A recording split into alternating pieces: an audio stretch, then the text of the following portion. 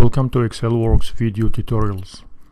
The title of this presentation is How to Interpolate XYZ Data Points in Excel and Google Sheets with the function INTERPXYZ. Typically, you would have collected some empirical XYZ data points with unknown surface function description.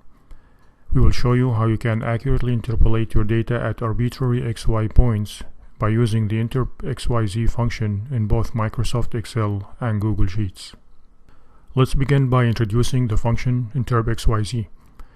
INTERPXYZ accepts two required parameters: a two-column array of scattered XY points in parameter number 1, corresponding vector of Z values in parameter number 2, and the point of interpolation, which is a two-column array of one or more points.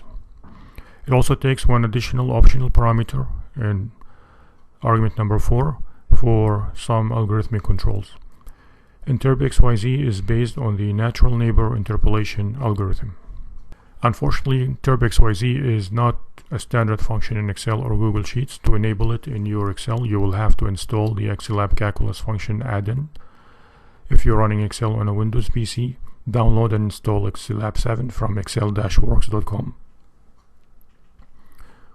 If you're running Excel on a Mac, install it directly from the Microsoft App Source in your Excel ribbon.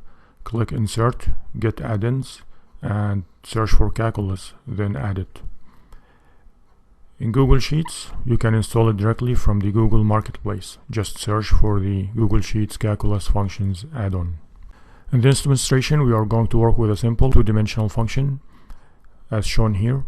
We will sample random points from the function, then we will generate a new set of points to interpolate at, and we will compare our interpolated results to the true value to see how well we have done. We are going to do this demonstration in Excel, though the procedure is virtually identical in Google Sheets. I've started Excel here, and to save some time, I've already sampled some 50 plus XYZ points from the function shown here, and those are arranged in the columns A, B, and C as shown in Excel. Now I'm going to generate a new set of data points to interpolate at.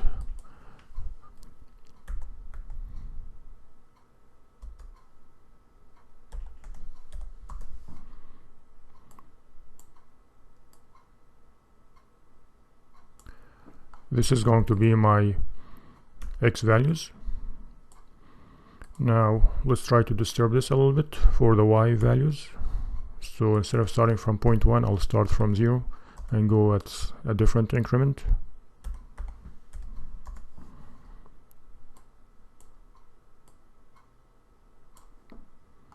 Now let's evaluate the function at these new values.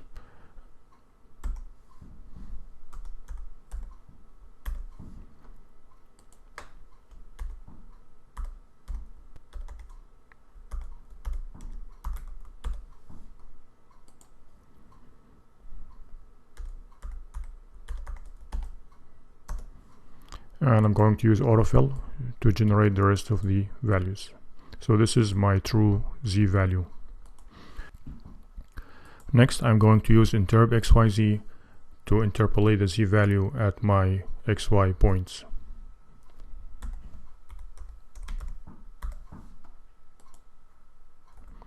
The first argument for my function is the random or the collected XY points from experiments or whatsoever, and then my second parameter is the corresponding Z values or measured values at these points, and my third parameter is the points where I want to interpolate. It's a two-dimensional array with XY points. Now I am running in Excel 365 here, so I can take advantage of the spell feature by simply pressing enter. INTERPXYZ will expand into neighboring cells with the results. So this is the INTERPXYZ value. Now let's compare how well we have done relative to the true known z value for the surface. So in this column, I'm just going to calculate the relative error.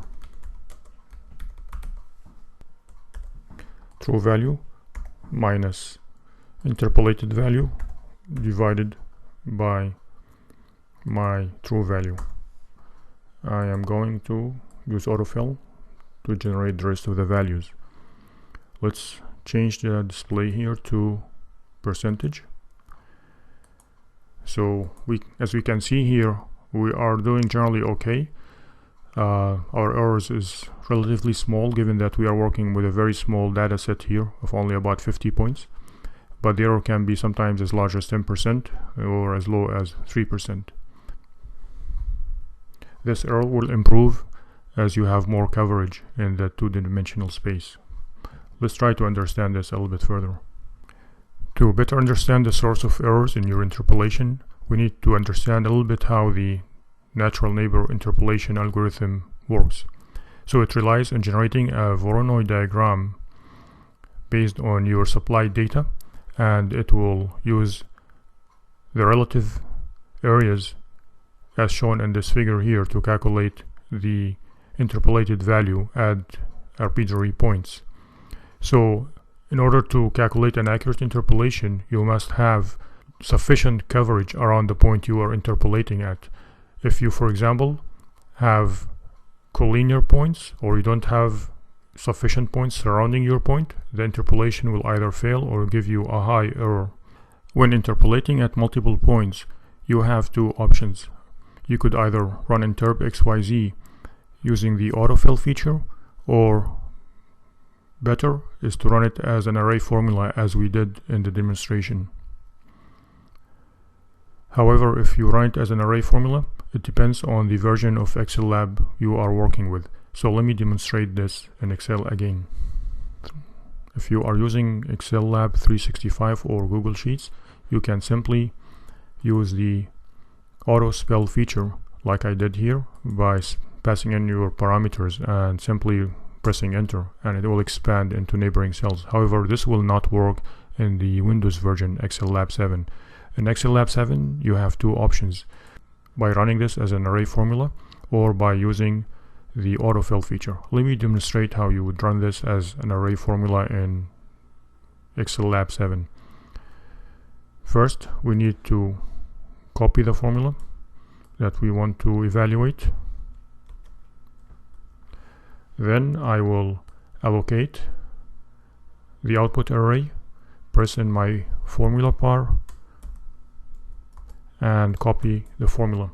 Now instead of pressing enter, I have to press Ctrl-Shift-Enter at the same time.